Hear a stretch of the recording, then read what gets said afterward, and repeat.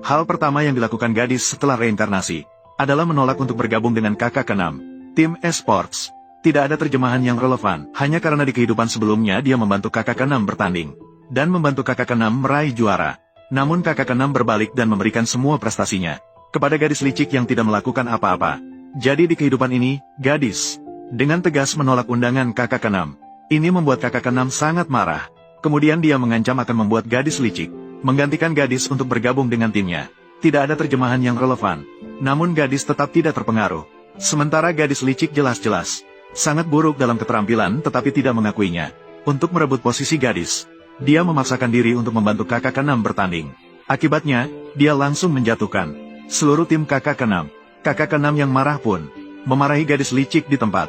Baru kemudian dia teringat akan kebaikan adik kandungnya. Jadi dia mengundang gadis itu lagi untuk bergabung dengan timnya. Tetapi tidak tahu bahwa gadis yang hidup kembali ini, gadis menghindari 6 kakaknya. Dia bahkan berharap tidak ada hubungan sama sekali. Ternyata gadis itu sebenarnya adalah anak bungsu yang paling disayangi di rumah. Namun, dia mengalami kecelakaan saat bepergian. Orang tuanya yang ikut bersamanya, dan sopir yang mengemudikan mobil, meninggal di tempat. Hanya gadis itu yang selamat dengan keberuntungan. Namun, sejak saat itu dia dibenci oleh beberapa kakaknya. Kakak-kakaknya semua merasa bahwa gadis itu telah menyebabkan kematian orang tua dan sopir. Kemudian, untuk membuat gadis itu menebus kesalahannya, mereka sengaja membawa putri sopir pulang ke rumah dan memanjakannya sebagai adik kandung. Memaksa adik kandung yang sebenarnya untuk bekerja keras bagi gadis licik itu. Namun, mereka tidak tahu bahwa sopir tersebut sama sekali tidak memiliki. Gadis licik menyembunyikan fakta, hanya untuk merebut segalanya dari gadis itu. Dan kakak-kakak gadis itu menjadi kaki tangan terbaik bagi gadis licik itu. Di kehidupan sebelumnya, gadis itu akhirnya diikat oleh beberapa kakaknya sendiri di meja operasi untuk mendonorkan ginjalnya kepada gadis licik itu. Akhirnya, karena operasi terjadi kecelakaan dan kehilangan nyawa. Untungnya, langit masih mengasihi, sehingga gadis itu terlahir kembali ke. Beberapa kakak ingin mengenali gadis licik. Pada hari dia menjadi adik angkat. Kali ini gadis itu tidak seperti kehidupan sebelumnya, menghalangi dengan panik, melainkan berdandan dengan anggun untuk menghadiri pesta penerimaan keluarga gadis licik. Dia dengan terang-terangan melepas semua hadiah yang diberikan oleh kakaknya, dan dengan murah hati memberikannya kepada gadis licik. Namun, perubahan sikap gadis itu yang tiba-tiba membuat para kakak sangat tidak nyaman, mengira gadis itu sedang bermain trik lagi untuk menarik perhatian mereka. Tanpa mereka ketahui, gadis itu hanya secara bertahap menjauhkan diri dari mereka. Dia memberkati kakak dan gadis licik agar mereka saling mencintai sebagai keluarga. Kemudian, dia berbalik dan pergi tanpa menoleh. Sayangnya, gadis licik tidak berniat membiarkannya pergi untuk membentuk dirinya sebagai sosok yang lemah dan baik hati.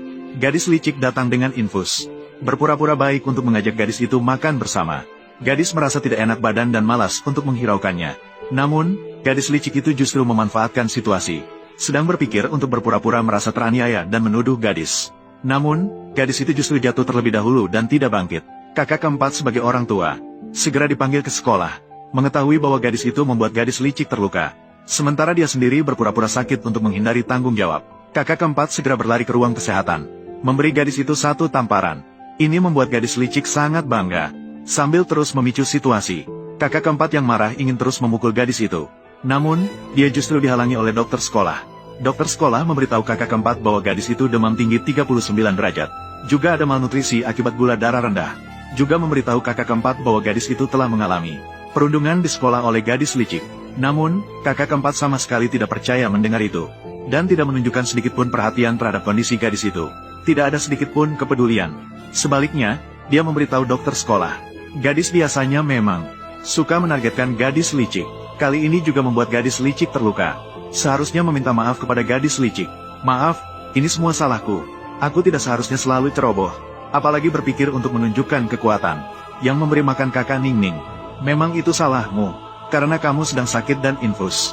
Seharusnya tidak pergi ke kelas. Kita tidak seharusnya menyusahkan orang lain. Masih berpura-pura. Sikap, kamu lemah, kamu benar.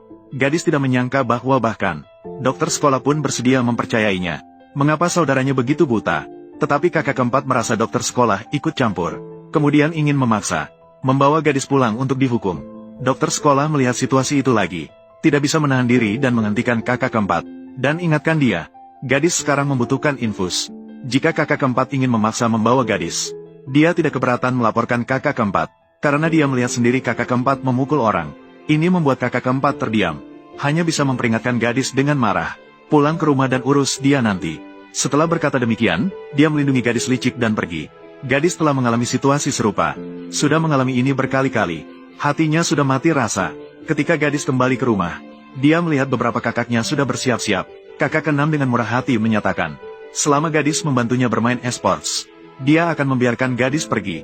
Namun gadis di kehidupan ini, tidak akan pernah lagi memikirkan beberapa kakak yang tidak berharga ini sedikit pun. Dia mengklaim ingin melanjutkan studi. Tidak ada waktu untuk bermain game. Namun, ini justru membuat kakaknya tertawa terbahak-bahak. Mengira gadis ingin melanjutkan studi, hanya untuk mengalahkan gadis licik. Jadi dia mengingatkan gadis. Nilai gadis saat ini sama sekali tidak bahkan mencapai angka 0 gadis licik. Namun, mereka lupa bahwa gadis sebenarnya berprestasi unggul. Kakak-kakaknya takut pada gadis licik. Harga diri mereka terluka. Itulah yang membuatnya menyerah pada pendidikan. Memberi tempat kepada gadis licik. Namun gadis di kehidupan ini bertekad untuk mendapatkan kembali segala sesuatu yang menjadi miliknya. Jadi dia mengabaikan ejekan dari kakak-kakaknya. Tetap berpartisipasi dalam ujian. Dan sekejap kemudian dia tiba di hari pengumuman hasil ujian. Beberapa kakak tidak sabar, ingin melihat gadis itu dipermalukan. Cepat, hasilnya segera akan keluar. Saya ingin melihat bagaimana dia dipermalukan. Tidak akan menghapus